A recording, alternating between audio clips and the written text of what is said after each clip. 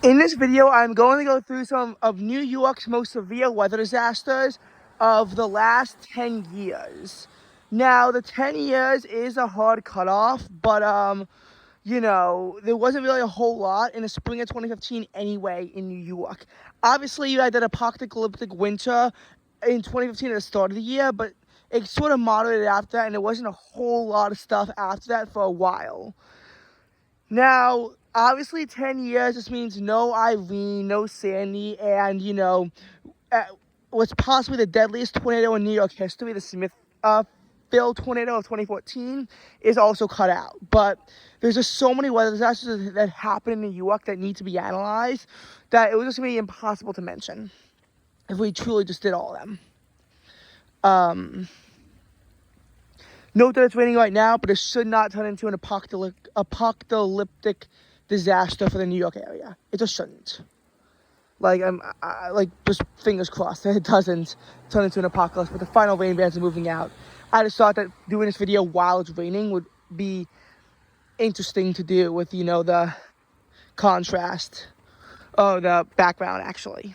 Anyway, so 2015, I mentioned how in the summer there wasn't a whole lot. I actually did lose power off of a routine thunderstorm on the morning of August 4th, 2015, but this video is not a personal video, and even though that routine thunderstorm had significant implications for me and my house, it wasn't a storm that is going to be remembered by most New Yorkers. It's just your average summer thunderstorm. Those happened quite a bit, and it wasn't really like any significant damage, and actually occurring at 5 a.m., most probably would not have noticed that it even happened. It wasn't like one where at least you could have argued that it had significant day-to-day disruptions. And again, 2015, there wasn't a whole lot in New York to analyze here. Obviously, December 2015 was extremely hot, but there wasn't really like any big notable weather disasters that happened across the New York area. Flip the calendar to 2016, however, and then things start to change. Obviously, January 23rd, there's a huge blizzard that comes across New York City, Long Island, and much of southern New York. The storm as a whole swept up the eastern coast, causing at least $631 million in damage and 55 fatalities. I believe 9 people died in New York, but I'm not entirely sure. But I believe 9 people died in New York off this blizzard. This set the all-time snowfall record at Central Park of 27.5 inches, and since then there has not even been a 20-inch snowstorm since in New York City. Not to say none have had significant impacts, but we haven't seen it since. Yes, I promise this video is going to get to all areas of New York, but note that obviously coming from down here, I have a bit of a bias towards here, and also not only that, but you also have to keep in mind that it's more common to have destructive storms down here because both being in a more highly populated area allows for more damage potential, and the storms tend to cross through this area, more often in general. I'm not going to mention like storms that didn't mention a whole lot, that didn't do a whole lot, no matter where it is. There was then another oddly defined snowstorm on February 5th, 2016, but I'm not sure if it caused any fatalities in the New York area, so I'm not going to get into it. February 24th, there was a windstorm as part of a severe weather tornado outbreak that swept to New York City. And there were gusts of 50 miles an hour, and this did actually overturn a tractor trailer on the George Washington Bridge. Just a little piece of trivia that I thought I would share with you. Because 2016 didn't do a whole lot as this yucky thing known as drought began to develop. So drought is obviously a very bad thing. It was a hot and dry summer, and as such, especially upstate, they were reaching extreme drought levels. Some say it was the worst drought in the area since the 1960s, but it did eventually get undone later on in 2016. But more gradually, because there weren't really any significant storms in 2016, really anywhere in New York after that, like nothing too significant, as far as I remember. 2017, certainly had a busy winter in New York. There was a fatality in a snowstorm in New York City on February 9th that dropped 9.4 inches of snow. That was the day after it reached 62 degrees, and there was a life lost in New York. We then saw between 3 and 6 people die in New York in a blizzard on March 14th that brought heavy snow upstate and a mix of snow and sleet and rain down here. But even, down in New York City, 7.6 inches of snow still wound up falling. Less on Long Island, though, that was around 5 inches of snow that wound up falling. But it was still a lot. April 2017 then turned very warm. May 2017 was cold except for an abnormal heat wave, but nothing really involved in there. As a matter of fact, there weren't, really too many significant storms that crossed through the area in 2017. It was just sort of run-of-the-mill. Regionally significant, there was the remnant of Tropical Storm Felipe that brought on the October 2017 storm complex around Halloween. This did dump 3 inches of rain on New York City, and it did lead to extensive damage in New England, but the worst of it, for the most part, spared New York. Hunter, New York actually recorded 7 inches of rain, though, which is obviously much more than what the city wound up getting. Much more. But aside from that, there wasn't really too much going on in the way of that. The destructive tropical cyclones, for the most part, spared New York. Now, as we head into 2018, though, this was a very wet year. We did have the cold wave from 2017 into 2018 that did bring record cold conditions for the final week of 2017 and the first week of 2018. And coinciding with this, a blizzard did move up the area on January 4th. It did drop 10 inches of snow in New York City. I know in total it caused over $1 billion in damage and 22 fatalities.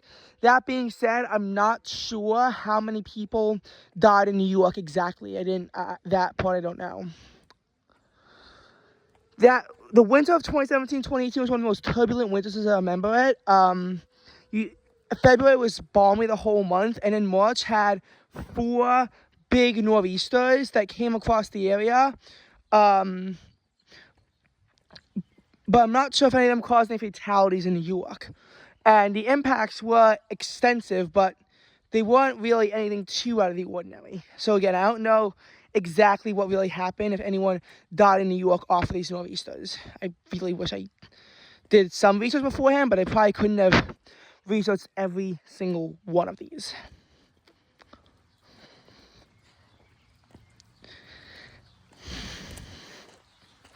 And then, of course, you have an outbreak of freezing rain, snow, sleet in upstate New York on April 16th. That did also cause severe subway disruptions, as around 3 inches of rain wound up pouring down in New York on April 16, 2018.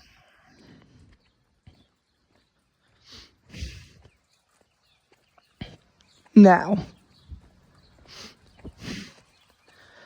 after this, there's still a lot of stuff that happened. September 2018, the remnants of Hurricane Florence and Tropical Storm Gordon actually caused some degree of damage upstate. It's not significant, but they do cause some degree of damage. Obviously, Gordon most significantly impacted Florida and Kentucky, and Hurricane Florence devastated the Carolinas. So the impacts here were much less significant, but not totally irrelevant.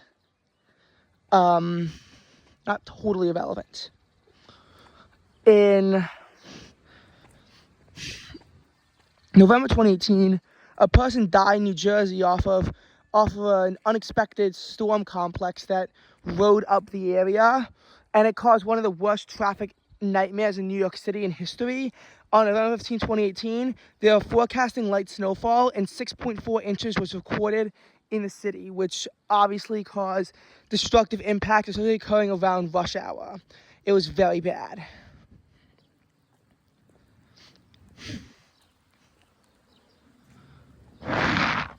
There was a person who died due to hypothermia in a cold wave that broke out in New York in late January 2019.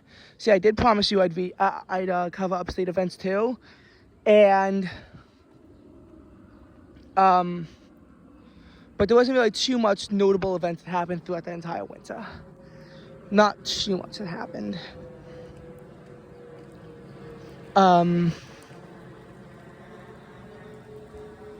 I did forget from May 2018, I did apparently forget a derecho across New York and Connecticut that wound up killing 5 people and spawning a fatal tornado in upstate New York, in Newburgh, an EF0 tornado in Newburgh that actually killed someone. I can't believe I forgot about that, but there was that very severe destructive derecho event that occurred. In 2019, though, getting back to that, Hurricane Barry did bring some destruction to New York, but the heaviest of the impacts from the remnants of Barry came in Connecticut. Then on July 22nd, you had one of the most severe power outage events in New Jersey, but again, the most severe weather events are still missing New York. So New York kind of got spared on 2 different sides in those weather events.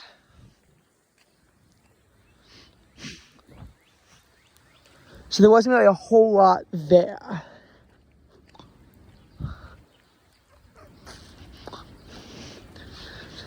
As we head into 2020, you obviously have the COVID outbreak. This is one of the most severe disasters in New York City history. I believe like 40,000 people died of COVID in the city. And this changed, and COVID really changed New York City forever. New York City will never be the same because of COVID. And that obviously broke out in March 2020. But the weather in 2020, for the most part in New York, was actually rather calm. As there was little snow that winter, little effects of weather that winter. Okay, not saying there were none, but the weather at the very least was relatively calm, which was obviously very much needed considering that everyone was suffering from COVID. However, weather fortune in 2020 would take a turn for the worse in New York. Tropical Storm Fay wound up killing 3 people due to rip currents off of the New York coastline in July 2020, and in New York, the storm still causes destructive impacts as between 2 and 3 inches of rain falls in the city, a rainfall record that does lead to flooding issues. More significantly, though, possibly, one of the biggest New York weather disasters of the 2020s, we have Hurricane Isaias. This causes over 600,000 power outages in the state of New York as winds sustained of 50 miles an hour and gusting into the 70s just tore across the New York metro area as a storm came through, and it even brought heavy flooding in places such as Albany. There was less rain in New York, but in New York City and Long Island, but the winds just caused so many power outages. A person did die in Queens as a result, and in New York, we likely have seen damages go into the billions. Likely, though, it's not confirmed. So Isaias was very bad. And 2021 continued to bring storms that had their events drop, putting substantial impacts in the state of New York. Hurricane Laura, Hurricane Sally, Tropical Storm Beta, Hurricane Delta, Hurricane Zeta, they all brought impacts to New York, but not really anything worthy of mention here. And then we reach the winter of 2021, where February just had a snowpocalypse. I'm not sure if anyone died in the February 1st nor'easter in New York. I do know February 8th nor'easter in upstate did wind up killing someone. And the snow train didn't stop there. But this is obviously more famous for the snow train that occurred in the south that killed hundreds and caused dozens of billions of dollars in damages. Not really for the New York impacts. Looking ahead, again, not too much at first, but tropical storms do sort of return with a vengeance. Hurricane Henri causes $550 million in damage combined between New York and New England. You had 7 inches of rainfall in Central Park. The city was finally reopening from COVID, and a lot of the stuff that was planned for that weekend had to ultimately get postponed because of the impacts of the storm.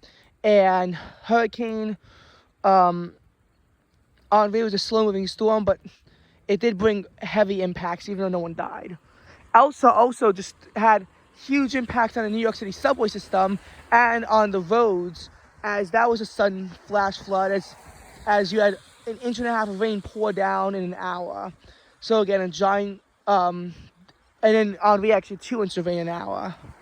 But you know what's worse? 3 inches of rain an hour and like 6 inches of rain coming down in a 3-hour period. That's what Hurricane Ida was on September 1st, and I think that this was New York's biggest disaster of the decade. It may not have been as bad as New Jersey, where 30 people died, but you still had 13 deaths in the city and 18 in the state of New York. As you had 7 inches of rain come down in the city, it was even heavier in other places. New York sustained between $8 billion and $10 billion in damage as a result of Ida. It was possibly the biggest flash flood event in the city, and it really brought on eerie comparisons to what Camille did in Western Virginia in 1969. The storm may have made landfall in Louisiana, and usually when you look at that, you think that a storm and its remnants can't do that much damage in New York, but Ida proved everyone wrong on that, and it got everyone really weary of a flood-related disaster. Then you had another event dropping a few inches of rain in October 2021 with the precursor of Tropical Storm Wanda. So you had that, but only one person died, and damage from that system was a lot less from that, from that nor'easter in New York.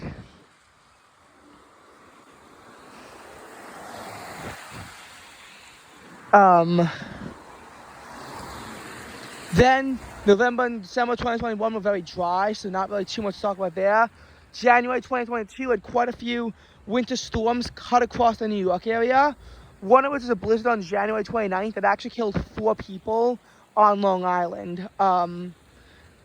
We saw only around 8 inches of snow in the city, but 2 feet at Islip would set the all-time record. And what I'll note about this is that since then, we've never seen a significant winter storm in New York City again. We just never did. I might mention 1 or 2 winter storms, but there's been a snow drought ongoing since then. Not too much impacts. Of course, I'll mention snow events that happen upstate, and boy, there's a bunch. But downstate, not as much for snow. Not really too much weather events in 2022 either. It was relatively calm, which not a great thing for a drought, but it was relatively calm. Now, of course, July 18th, even though no one died, did bring destructive flooding in Manhattan, the Bronx, and Westchester, as between 2 and 5 inches of rain poured down in a short amount of time. But it was during drought, and it was also extremely localized, so certain areas, just did not have the, certain areas just had a lot less rain or barely any rain from that. So impacts are very localized. And the entire region suffered through drought in August. November 2022, across the Great Lakes, there's a winter storm that brings up to 6 feet of snow, killing 3 and causing about $100 million in damage. Later on, we see another storm cause about $100 million in damage in upstate New York, but 47 people died. It's the deadliest weather disaster in upstate New York. And there's this one winter storm that dropped about 5 feet of snow in Buffalo around Christmas time that just wouldn't go away. It was a very bad lake effect storm. Basically, the December 2022 winter storm, which had impacts in eastern New York too, but triggered a lake effect snowband in western New York. So obviously it was bad here where I live, but it was much, much worse in a place like New York City for obvious reasons. I'm in Buffalo. Oh my God, not New York City, Buffalo. For, again, obvious reasons. And there's not really a whole lot of stuff that happens after that, because it was just very calm, and there wasn't a lot of snow, and there wasn't really any destructive flash flooding events either. Nothing significant, really. And then the area does get put into a short-term drought, so obviously you gotta quelch that. July 2023 is when it happens. In like somewhere in Hudson Valley, there's like 8 inches of rain that comes down in just a couple hours, and it just does kill a person and cause $100 million in damage in a flash flood event on July 9th. However, the storm, for the most part, misses the city and only dropped about an inch of rain on the city. The storm would later then go on to terrorize Vermont. On July 16th, another round of flash flooding moves through the area. This time, we see Long Island be the epicenter of it, but there weren't really any deaths and only one injury as a result of the floods on Long Island. You also had smaller storms that popped up on July 14th, July 18th, July 25th, July 27th, July 29th, July 21st. So there were quite a few other isolated storms that cut across the area at various points in July. It was a very awkward and interesting and honestly annoying trend that just kept happening. September, we would see the rain continue after August, so flash flood catastrophe is inevitable. And, you know, because August 7th had heavy rain, August 13th, August 15th, August 16th, August 25th, August 26th, and then, you know, September 10th and 11th, you throw on more heavy rain on top of that, and then September 18th has heavy rain, September 23rd to 25th is Tropical Storm Ophelia, which battered the region. But it all comes to a head on September 29th when sort of the ghost of Ophelia causes $100 million of flash flooding in the city, 8 inches of rain at Kennedy Airport, 5 inches of rain at Central Park. So heavy damage is occurring. The Prospect Park Zoo cannot reopen until May 24th. Everything is closed. There's high flooding damage everywhere. And it was just a really bad situation. So another flash flood catastrophe occurring in New York, but this time nobody dies. That's the relieving news. After that, October and November was slightly below average in terms of precipitation, so nothing really happened on that department. December 2023 was wet, but I can't remember if anyone died in New York from the weather events, and I don't think anyone did. January 2024, you did have another lake effect snow band that killed 3 in upstate New York and western New York, and I think January 15th or 16th. The Buffalo Bills had to actually postpone their playoff game by a day because of it, and then later on a Sabres game wound up getting postponed. This also finally brought the heaviest snow that parts of downstate New York had seen in years, so that snow drought had finally ended in January. The winter storm actually caused 30 deaths, and the string of winter storms caused 90, but the impacts in New York were relatively limited. It was just a rainstorm and then some it was just a few rainstorms and a few winter storms. And damage was obviously much worse in other parts of the state. And really in other states.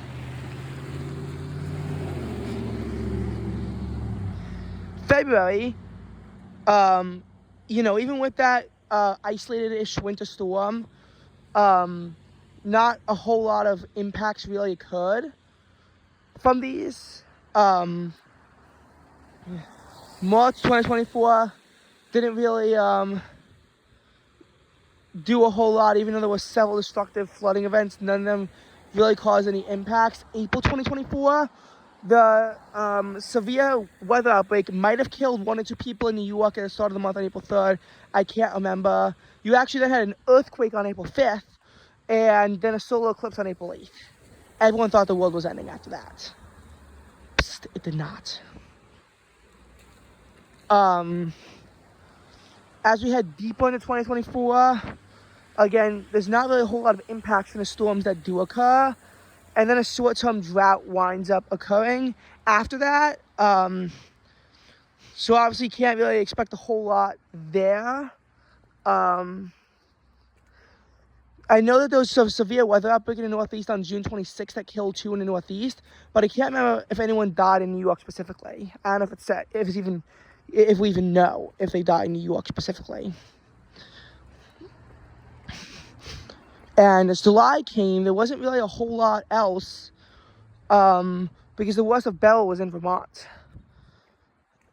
However, in August, Hurricane Debbie, which for the most part didn't cause too much impacts in New York City, caused destructive impacts upstate. I don't think anyone died upstate, but it did cause flash flooding that forced a lot of FEMA people to have to go to upstate New York because there was around 4 inches of rain further west in like areas just north of the Lehigh Valley. So think Steuben County in that area of New York that saw the heaviest impacts out of Hurricane Debby.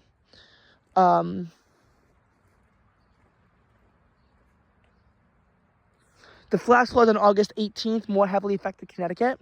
And after that, the area was actually thrust into drought. A wildfire killed someone on November 9th, 2024 in upstate, in like Rockland County, New York, because the drought just got so bad that it began spawning wildfires, which is really crazy for New York, especially in November. But that's just how bad the drought wound up getting. As we headed into December, the rain finally came, but not with much impact. January 2025 saw the area sort of revert back into drought-like conditions for a bit. February 2025 is not a whole lot of events that cause significant damage in upstate New York, since a lot of the storms just missing like every single way possible, which is actually hilariously funny. March 2025, I know there was a storm on March 5th that tore through the area and caused pretty destructive impacts, but I don't remember anyone dying out of it. As we had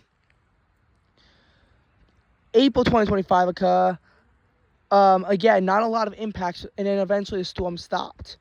And here we are in May. I gotta say, for the worst weather event, it's gotta be either Hurricane Ida or the December 2022 winter storm on the Great Lakes, and both could actually be some of the most destructive weather events for their regions of New York in particular. New York is a bigger state than many people think. It's actually the 27th biggest in the U.S. and the biggest state in the Northeast, and the third biggest state on the eastern seaboard behind Florida and Georgia. So there's a lot of weather events that go on here.